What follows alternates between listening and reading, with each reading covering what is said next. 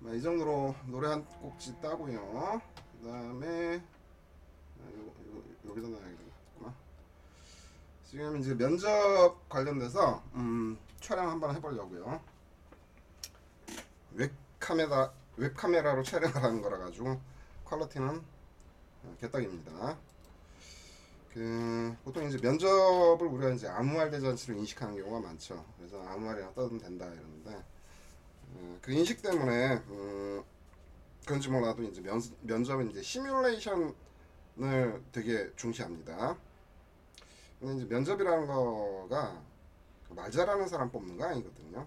그러니까 잘 듣고 잘 이해하고 특히 이제 제시문 기반 면접 같은 경우는 이제 문제풀이 유형이니까 그 문제 잘 푸는 사람을 뽑는 거다 이렇게 생각하셔야 돼요.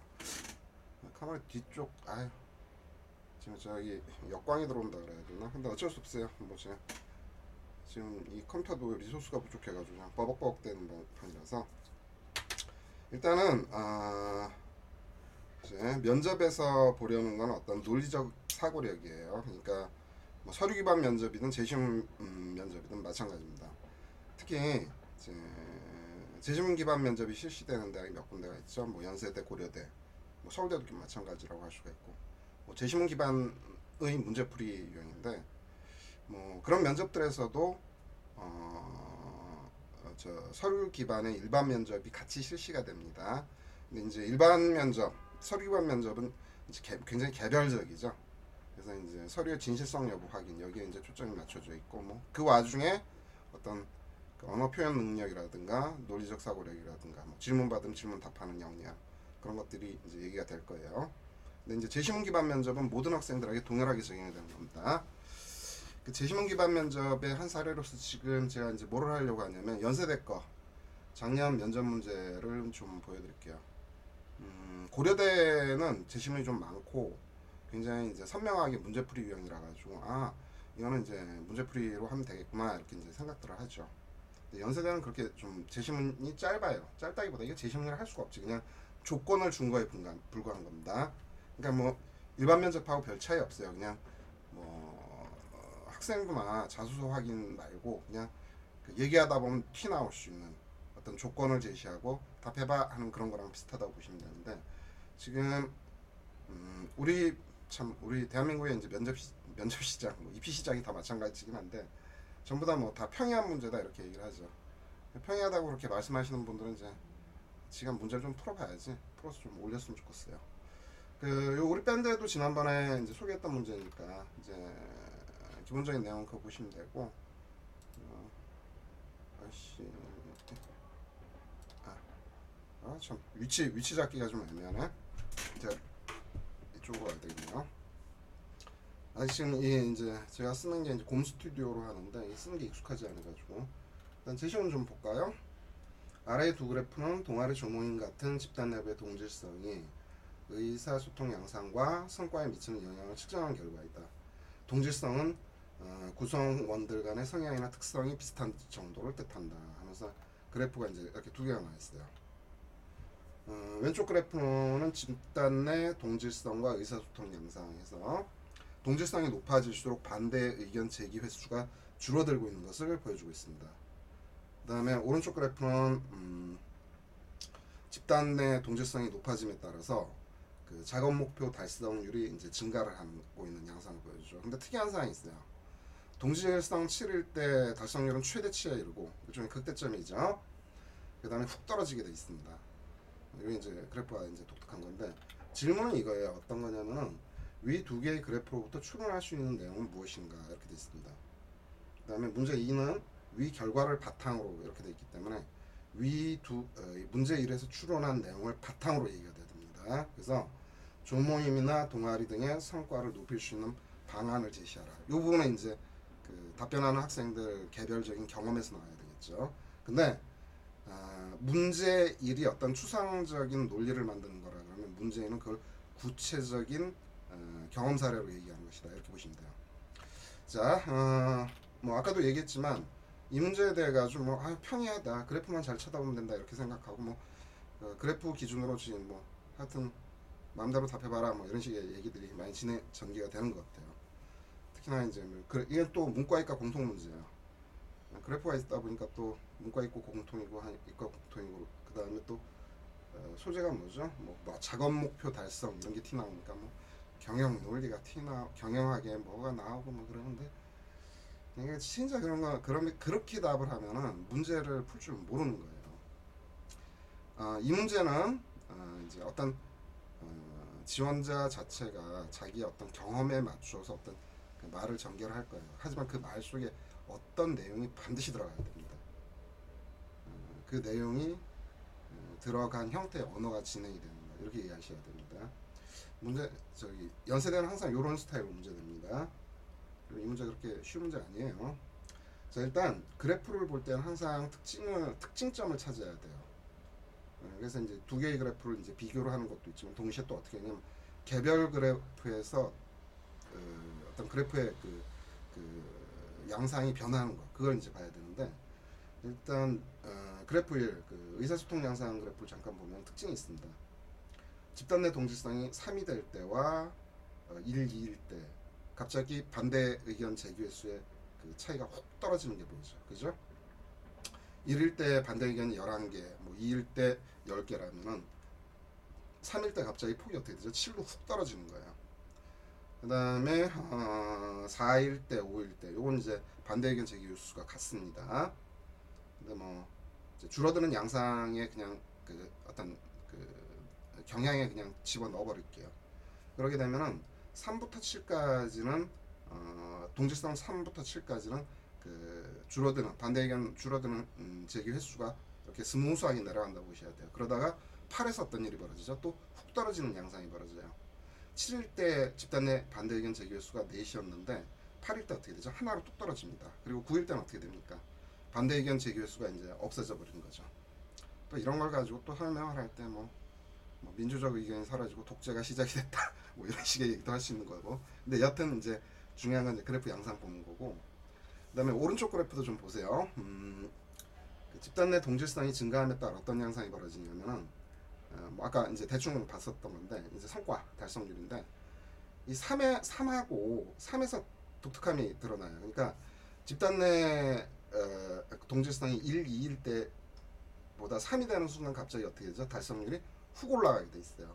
그러니까 2일 때 달성률이 20%라면 3일 때 갑자기 얼마가 돼요? 40%로 훅 뜁니다. 그 다음부터 여기 이 단계로부터 7까지는 이제 증가폭이 이제 스무스하게 가게 되는 거라고 보시면 되고 그러다가 8이 되는 순간 어떤 일이 벌어졌죠? 훅 떨어집니다. 그러니까 7일 때 달성률이 90%인데 8일 때 이게 75% 정도로 훅 떨어집니다. 그러니까 10% 이상 툭 떨어지는 거고 그 다음에 9일 때 또 어떤 일이 벌어지죠? 8일 때보다도 또 훅 떨어지게 돼 있습니다. 그러니까 9일 때 한 45% 정도 되죠. 달성률 75에서 45 빼버리면 한 30%가 훅 떨어집니다. 자, 이제 이걸 가지고서 이야기가 이제 진행이 돼야 되는 거예요. 이걸 가지고서 어떤 의미를 갖다 부여하면서 말로 떼올라니까 참 그렇네. 의미를 부여를 하는 겁니다. 자, 두 그래프 전부 다 공통점이 있었어요. 동질성 3인 지점하고 8인 지점이 일종의 특이한 지점이라고 보셔야 돼요. 그러니까 함수로 얘기하면 변곡점이 등장했다고 봐야 될까요? 그런 거. 변곡점은 생각하니까 변곡점은 이제 변화의 시점이죠. 변화. 예전에 고려대학에서 변곡점을 소재로 이제 특기자전에 문제 출제된 적이 있었죠. 변곡점이 튀나는 거기가 이제 뭔가 의미가 있는 것 이렇게 인식하고 쳐다봐야 돼요. 그러면서 의미가 뭘까 가만히 쳐다보는 거예요. 근데 그 성과 그래프 2죠. 오른쪽에서 뭐가 발견이 되냐면은 동질성 3일 때하고 동질성 9일 때 성과가 거의 엇비슷하죠. 그러니까 3일 때 성과가 40%, 뭐 9일 때 성과가 45%, 뭐 5% 정도 차이가 나긴 하는데 비슷하다는 느낌 들지 않으세요? 자, 그럼 이제 여기서부터 분석이 들어가는 겁니다. 동질성 3과 동질성 9 사이에는 그러니까 성과가 달성률이 저 비슷하다 그러면 저 속에는 둘 사이에 3과 9 사이에는 뭐가 있어야 돼요? 그렇죠. 공통점이 있어야 되는 거예요. 3과 9의 공통점은 무엇일까 이런 생각을 해보는 거예요. 근데 이제 왼쪽 그래프에서 보시면은 동질성 9의 특징이 있습니다. 동질성 9는 뭐냐면은 반대 의견이 전혀 없어요. all 뭐죠? 찬성 의견인데 모두 찬성이다. 그리고 그 이전은 어떻게 되죠? 찬성 반대 의견이 점차 줄어가는 형태에서 이제 갑자기 훅 줄어드는 그 양상인데 이거 해석 잘 하셔야 됩니다. 자, 그러니까 이제 여기에 여러 가지 조건을 내가 붙일 수 있지만, 그러니까 제가 이제 하나의 사례로서 얘기를 하겠습니다. 동질성 구라는 걸 가지고 뭐 이게 독재가 이루어졌느니 뭐니 그럴 거 따질 거 없어요. 뭐 독재도 좋아요. 독재를 해도 좋은 건데, 전제 조건이 뭐냐면은 어차피 이 동질성이 지향하는 것은 반대 의견이 뭐 반대 의견의 횟수가 얼마가 나오냐 이거보다도 성과가 어떻게 나타나느냐가 제일 중요한 겁니다. 즉 작업 목표에 대한 어떤 달성률, 이게 중요한 건데, 동질성 9와 동질성 3이 거의 비슷한 달성률이 나왔고, 반대 의견 측면에서는 동질성 9에 반대 의견이 아예 없어요. 자, 전제를 이렇게 한번 만들어 보죠.